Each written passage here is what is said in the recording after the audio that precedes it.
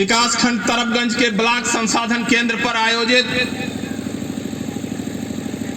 शैक्षिक उन्नयन संगोष्ठी एवं शिक्षक सम्मान समारोह में पधारे हमारे क्षेत्र के यशस्वी विधायक विकास पुरुष परम आदरणीय पांडे जी, देवी पाटन मंडल के सहायक शिक्षा निदेशक, हम सबके मुखिया परम आदरणीय एडी वैशिक सर, इस विकास खंड का कुशलतापूर्वक नेतृत्व कर रहे शिक्षक हितैषी खंड शिक्षा अधिकारी आदरणीय श्री आनंद प्रकाश सिंह जी, इस मंच पर मौजूद प्राथमिक शिक्षक संघ में हमारे कंधे से कंधा मिलाकर काम करने वाले संघर्षों के साथी बड़े भाई आदरणीय उमा शंकर सिंह जी, इस विकास खंड का कुशलतापूर्वक संगठन में नेतृत्व कर रहे और शिक्षकों के लिए सतत संघर्षरत रहने वाले शिक्षक हितैषी सोच के धनी और आज के इस कार्यक्रम के मुख्य सूत्रधार आदरणीय बलवंत सिंह जी, इस विकास खंड के यशस्वी और ऊर्जावान मंत्री आदरणीय दिनेश मिश्रा जी,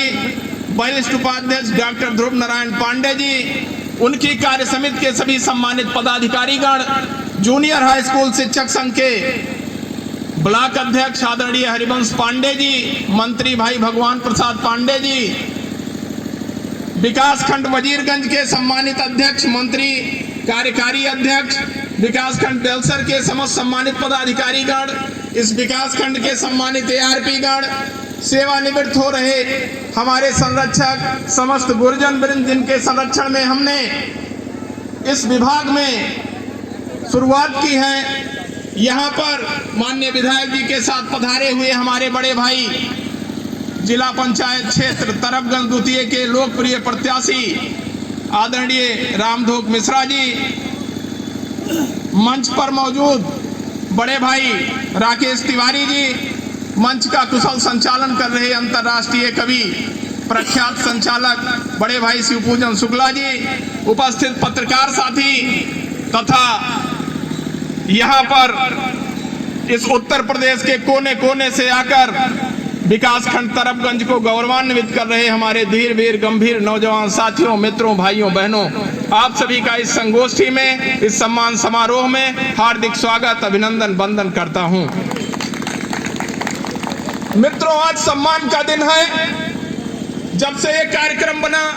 हम आप केवल यही चर्चा कर रहे हैं कि शिक्षकों का सम्मान होना है, अतिथियों के द्वारा उनका सम्मान होना है, लेकिन ये सम्मान शब्द बड़ा व्यापक है। आप सोचिए कि ये सम्मान कैसे प्राप्त हुआ। ये सम्मान हमारे सेवानिवृत्त इन गुरुजनों के संघर्षों की बदौलत प्राप्त हुआ और आज ये सम्मान समारोह ये दिखाता है कि अगर हम आप संघर्ष करते रहेंगे, अपने अधिकारों के प्रति सचेत रहेंगे और अपने दायित्वों का पालन करते रहेंगे तो ये सम्मान हमें हमेशा प्राप्त होता रहेगा। आप जब इतिहास उठा के देखते हैं तो आप ये पाते हैं कि सन 1972 के पहले ये शिक्षक जब जिला पंचायत की बेड़ियों में, जिला पंचायत की दास्ता में झगड़ा हुआ था, उस समय संगठन के मनीषियों ने जब ये शिक्षक शब्द ये समझा जाता था कि गांव से किसी को बुलाओ और शिक्षक बना दो, जैसा जिला पंचायतें चाहती थी वैसा हुआ करता था। उस समय के हमारे मनीषियों ने संघर्ष किया और उस संघर्ष की बदौलत 1972 में बेसिक शिक्षा परिषद का गठन होता है और उसके बाद शिक्षकों के संवर्ग के लिए, शिक्षकों के लिए नियमावली बनती है और उनके लिए सम्मान का समय आता है। मैं बताना चाहता हूं संघर्ष का कारवां यही नहीं रुका। इन साथियों ने जो ये आपके सामने बैठे हैं, जो आज सेवानिवृत्त हो गए हैं, ये हमें आपको बड़ा आसान लगता है कि ऐसे नौकरी करने के बाद हम सेवानिवृत्त हो जाएंगे,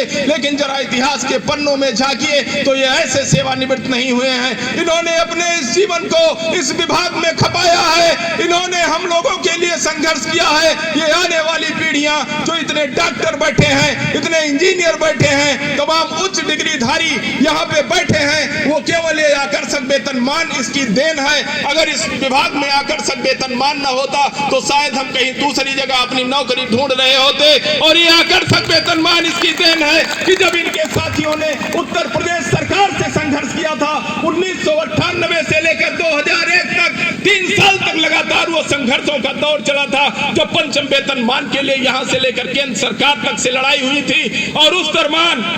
उत्तर प्रदेश के 167 शिक्षकों ने अपनी सेवा की कुर्बानी दी थी। आदरणीय एडी सर बैठे हैं, मैं बताना चाहता हूं कि इन्होंने भी अधिकारी ये तब से हैं, अधिकारी रहते हुए शिक्षकों के संघर्ष को देखा है। आदरणीय अभिमन्यु प्रसाद तिवारी जी, आदरणीय वेदपाल सिंह के नेतृत्व में जब संगठन हुंकार भरता था, उस समय उत्तर प्रदेश की सरकारें नतमस्तक हो जाया करती थी। ज्यादा समय नहीं है, नहीं मैं आपको बहुत प्रसंग सुनाता। हमारे प्रांतीय अध्यक्ष उस समय अभिमन्यु तिवारी जी हुआ करते थे, पुराने साथी सभी लोग जानते हैं। जब वो एयरपोर्ट से दिल्ली बैठक में जा रहे थे और उस समय के तत्कालीन मुख्यमंत्री माननीय मुलायम सिंह यादव जी दिल्ली से वापस आ रहे थे, एयरपोर्ट पे भेंट हुई और कहा लोकसभा चुनाव आ रहा है, ये बताइए शिक्षकों में सरकार के प्रति इतनी बेचैनी क्यों है, क्यों शिक्षक सरकार का विरोध करना चाहते हैं। आदरणीय अध्यक्ष जी ने कहा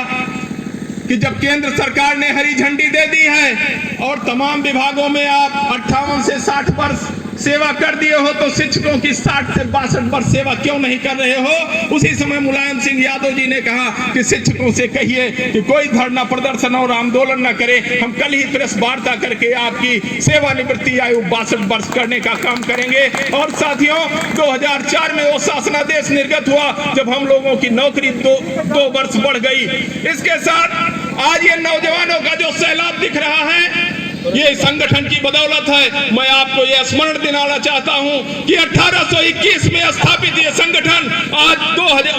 1921 में स्थापित अपना संगठन आज 100 वर्ष का हो गया है। लेकिन आप नौजवानों की संख्या को देखकर ये संगठन नौजवानों का संगठन लगता है, क्योंकि संगठन का भी मानना है कि युवा शक्ति के बल पर ही युग की आजादी पलती है, इतिहास उधर ही मुड़ता है जिस ओर जवानी चलती है। साथियों,